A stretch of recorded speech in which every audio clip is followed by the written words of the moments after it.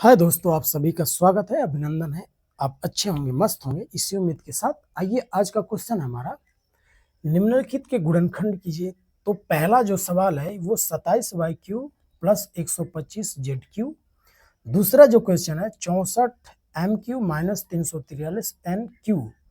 तो इसका हम फैक्टर अगर करते हैं तो पहला सवाल का अगर फैक्टर हम करते हैं तो इसमें ये 27y³ और प्लस 125z³ है। तो ये तो y का क्यू है, लेकिन 27 को भी देखा जाए तो ये 3 का क्यू है। 27 का किसका क्यू है?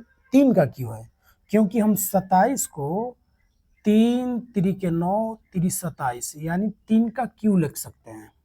और 100 जो 25 है, 125 को भी हम 5 गुणे 5 गुणे 5 यानी 5 का हम क्यू लिख सकते हैं। तो इस क्वेश्चन को हम क्यू के रूप में डाल लेंगे। तो जब क्यू के रूप में डालेंगे तो ये 27y³ है, तो इसको हम 3y का हम क्या कर सकते हैं? 3y का हम क्यू कर सकते हैं, प्लस 125 का तो मतलब 5z का हम क्यू कर सकते हैं।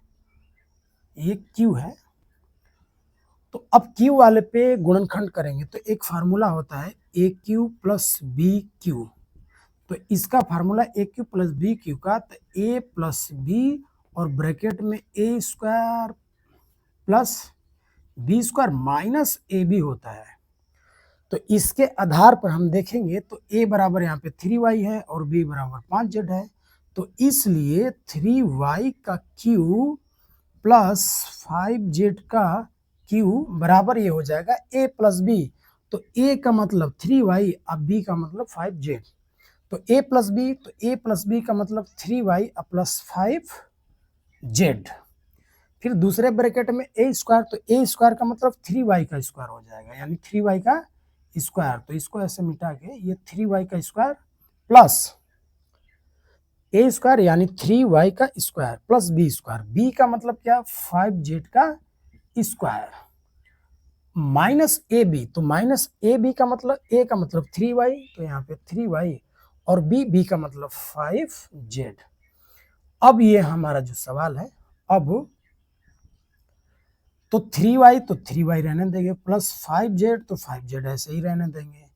ये मझोला ब्रैकेट 3y का जब स्क्वायर करेंगे, 3y का जब स्क्वायर करेंगे तो यानी 3y गुणे 3y, तो अंक में यानी 3 3 9 और y का y में करेंगे तो y² यानी 9y² प्लस 5z का स्क्वायर करेंगे तो 5z 2 बार, तो 2 बार यानी 50 25 इसी तरह से। और z² माइनस ये माइनस है माइनस, ये 3 का 5 में गुणा करेंगे तो 3 5 15 और y का z में करेंगे तो yz। यही हमारा क्या हो जाएगा? यही हमारा हो जाएगा आंसर। अब इसको हम कुछ नहीं कर पाएंगे, ये इतना ही रहेगा। क्यों? जोड़ नहीं देंगे, ध्यान दीजिए। 3y प्लस 5z है, तो ये इसमें y है और इसमें z है, तो हम जोड़ेंगे नहीं। तो ये इतना क्या हो जाएगा? इसका आंसर। अब दूसरा जो क्वेश्चन हमारा है, दूसरा जो क्वेश्चन है इसमें क्या है कि इसमें दिया है कि 64m³ माइनस 343n³। तो आप इसका अगर फैक्टर करने जाएंगे तो ध्यान से देखेंगे तो 64 का मतलब ये हुआ कि ये 4 का क्या है? 4 का क्यू है। m क्यू है तो m³ माइनस 343 ये 7 का क्यू है और n³ है। तो जब दो राशि या कई राशियां जब क्यू के रूप में हो जाए तो इसको हम ऐसे लिख सकते हैं, यानी 4m का क्यू एक ही बार में समेट के, और ऐसे ही 7n है तो 7n का भी क्यू हम कर सकते हैं एक ही बार में समेट कर।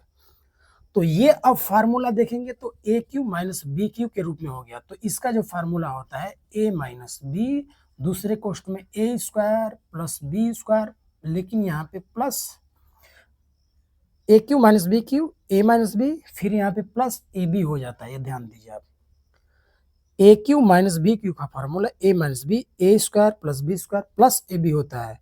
और यहाँ पे ध्यान देंगे तो a³ प्लस b³ के रूप में a plus b, a² plus b² minus ab।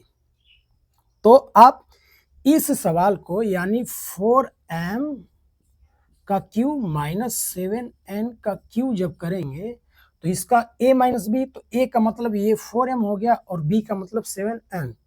तो a माइनस बी, a का मतलब क्या 4m माइनस b, b का मतलब 7n, ये हो गया ब्रैकेट में। तो ये मझोला यहाँ पे लगा देते हैं।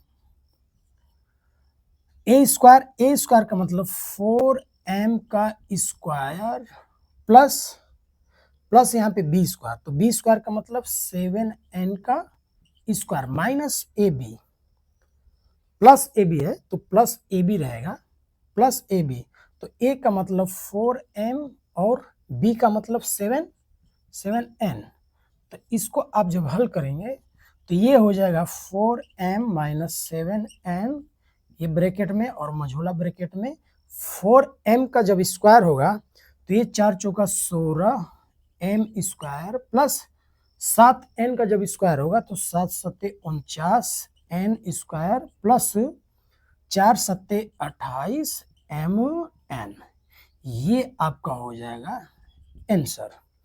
बस यही आंसर होगा और आप इन सवालों को कर पाए, अच्छे ढंग से कर पाए। और आपको कहीं समझने में दिक्कत होगी तो आप ज़रूर हमें बताएं कमेंट करके। और आपको ये वीडियो कैसा लगा और आप इस बात को समझ पाए कि नहीं समझ पाए, आप ज़रूर बताएं। और इन चीज़ों को लगाने का प्रयास करें, जानने का प्रयास करें और अपने बच्चों को सिखाने का प्रयास करें। जय हिंद, जय भारत।